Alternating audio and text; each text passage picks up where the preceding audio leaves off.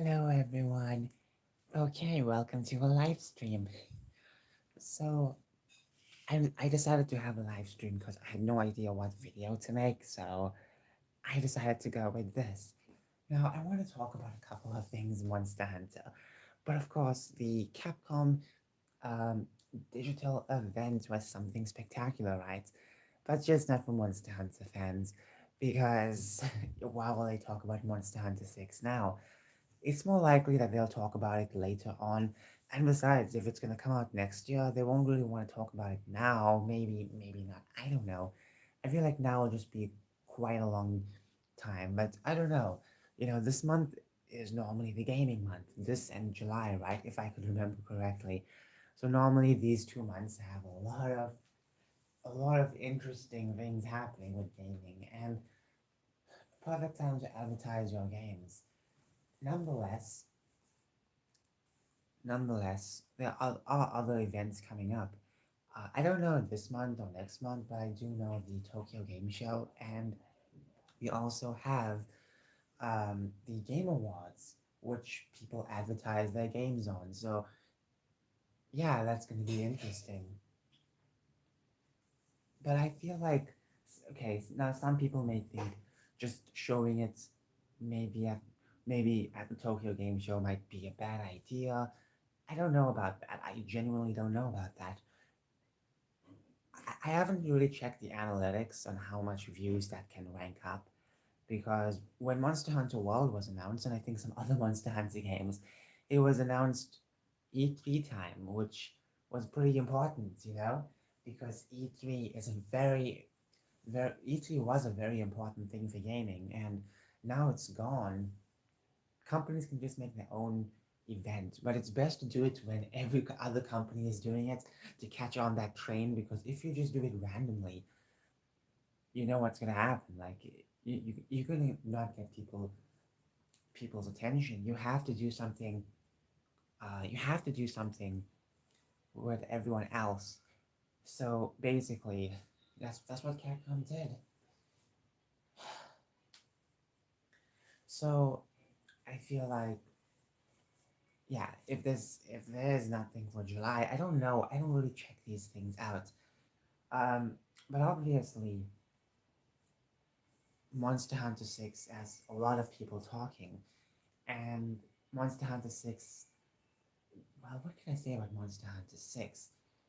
No one knows what it's going to be about. In fact, besides the developers, no one knows.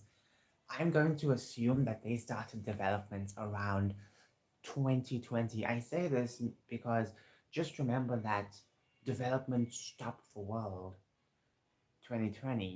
Yes, they had all of those updates, but I feel like they could have made those updates in advance. But let's not forget COVID as well. So maybe after a while in 2020 they started, or maybe early 2021, but maybe 2020 they started drafting.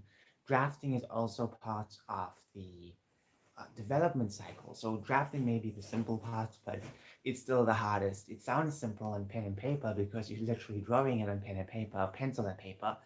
But what's interesting is that that is the vital moment for them to think of the future of Monster Hunter and what they're going to do with it. So Capcom possibly started drafting certain concepts for monsters and environments and different ideas for weapons and characters, possibly 2020. Maybe they will also take from old concepts because if you don't know, some of the weapons like the insect to be something else similar, or I can't remember, but something along the lines of the insect layer that was designed for the first game, yet it never was used back then. Then you have the Palamutes, which is supposed to be its own weapon for the Generations games, one of the Generation games, but they did not use it. So I'm sure they'll go back to old concepts. Maybe there are a lot of concepts in World and Iceborne that they have never used. Maybe they just jotted it down, but they just did not feel like using it for that game. Maybe it was sufficient for the game. Overall, there's a lot to discuss about Monster Hunter 6. but I think that development started possibly around 2020, late 2020, and maybe they started actually using all their technology, maybe 2021, developing different stuff, animating different stuff. And the thing is that a lot of people think this might be a completely different game, but I kind of doubt that. I feel like they're going to stick to the formula because that's the formula they've stuck by. Sure, they might add a couple of things, make it a bit larger, possibly as everyone wants, but I don't know. I feel like it could just be a regular Monster Hunter game. People want seamless environments. That could be a thing, but I feel like what they have to do is take World, because here's the thing about World. A lot of people don't like, may not know this, but World is the perfect hunting simulator, and that's the truth because you can track the monsters. They even track you too. They can pick up your scent. You can hide from them. A lot of those mechanics can actually be vital for the next game. So they'll take inspiration from World and some other games, other concepts, other cutscenes, and kind of make things up, you know. And after that, they can just make the full game. Just have something awesome because you have to do more, because World did a lot. It took a big step, so you have to take twice the bigger step. And people want things to be a bit more traditional with hunting and the animations. They don't want something to be super fast like Rise and Sunbreak. So I feel like they will want to do that, but I don't know if they're listening to what the fans want. All I'm saying is that Monster Hunter is going to be an interest. Monster Hunter 6 um, is going to have a lot from World. The hiding mechanics, they might perfect that. They might make the monsters even smarter, so they'll do a lot more. We just don't really know what's to come. A lot of people have been talking about this for some time. Last year, 2021, what Monster Hunter 6 is gonna be like. Yeah, well, it's a lot of speculations, but all I can say is that just look at World, take some examples from other Monster Hunter games and some new concepts and smash them together, you get a new game. I feel like they just have to work with what World did, but take it to the next step, which is not maybe like everything must be super duper better, because World did some good things too that don't really need to be perfected, because like certain things in the game were somewhat perfected, but maybe it just needed a bit more boost. um so that's the thing. Monster Hunter 6 will possibly have a lot of things like World. When it comes to monsters, y'all know the monsters, and well, y'all know some of the monsters returning because you know your basic monsters now. But what about the new monsters? What are they plotting? Will the monsters be a bit more interesting? Because WoW had some interesting monsters and Rise had some very interesting monsters. What they need to do is, I don't know. I feel like make them more part of the environment. Make them also use the environment in their own way at times. Anyways, um, we were going to talk about something and I forgot. I forgot what I was going to talk about. I'm sorry. I'm so sorry. I'm so stupid. I am so stupid. Um, I had a topic in my head. Um, I forgot. I forgot. I forgot. So, I don't know. I don't know what I was going to say. I just completely went blank.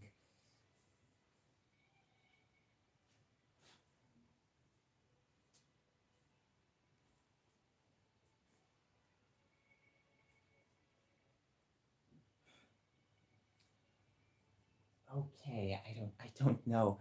I don't know what to talk about. Let's talk more about Monster Hunter. So, yeah, Monster Hunter. Monster Hunter, I mentioned stuff about 6. Now, what else can we talk about? I would say, I don't know. I genuinely don't know. I had a topic about Monster Hunter and now I forgot.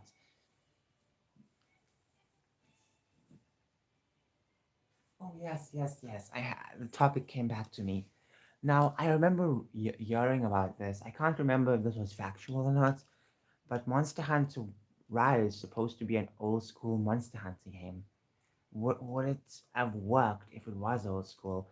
Now it depends on what came first. Did the wire bugs come